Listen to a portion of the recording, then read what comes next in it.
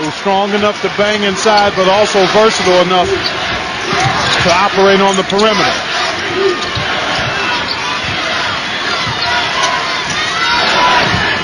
Marcus Thornton wants that ball in his hands.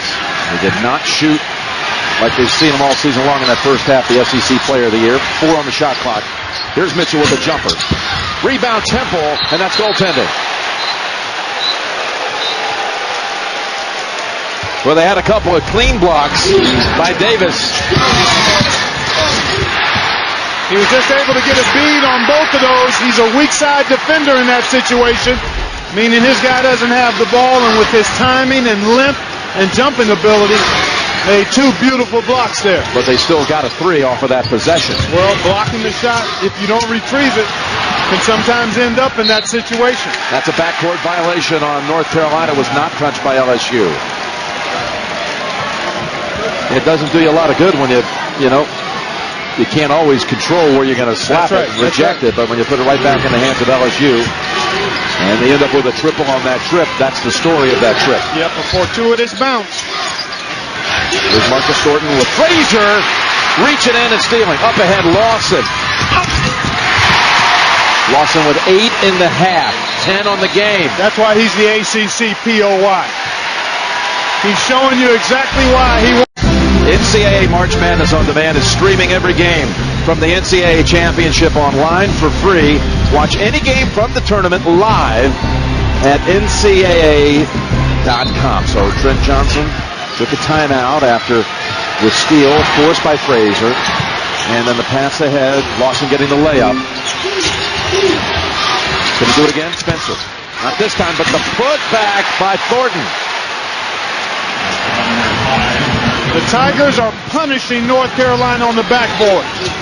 That was a question mark coming in. Could they compete on the glass? And so far, they're dominating the glass. Boy, Ellington passed up a good look and had too much zip on that pass for Davis.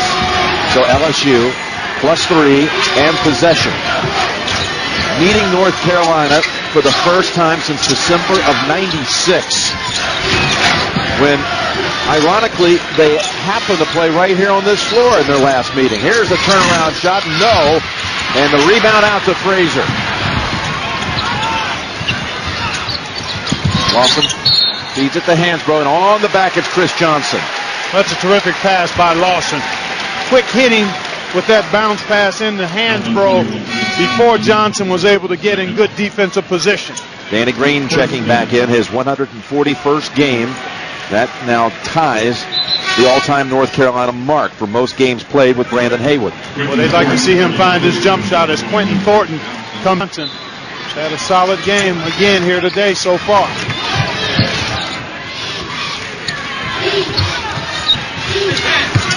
Now Lawson. Not this time, but Davis will be shooting a pair. They called that on Temple. I mentioned the last time they played was right here in the Greensboro Coliseum in December '96. Vince Carter with North Carolina out to the early lead behind Dwayne Spencer's 19. LSU cut it to 5, under 8 to play. But Antoine Jamison's 26 led Carolina to the victory 67-48. What would prove to be the final year coaching for not only Dean Smith on the Carolina bench, but Dale Brown, who had a great 25-year run at LSU and took them to a couple of Final Fours. Dale Brown, who retired a few years back, took them to the promised land in 81 and 86. So Davis gets that one to go 51-49. Tigers 22-11 advantage this half. Thanks in large part to this guy, Tasman Mitchell, who swings it over to Temple for the open 3. And now it's a 5-point lead for the number 8 seed.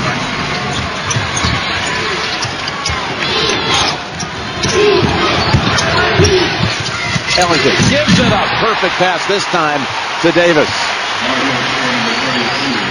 North Carolina would love to try to speed this pace up, but to do that, they're going to have to defend and defensive rebound and they're going to have to be able to guard Tasman Mitchell effectively one-on-one. That was careless and well played by Ellington, who leans in to trim it to one.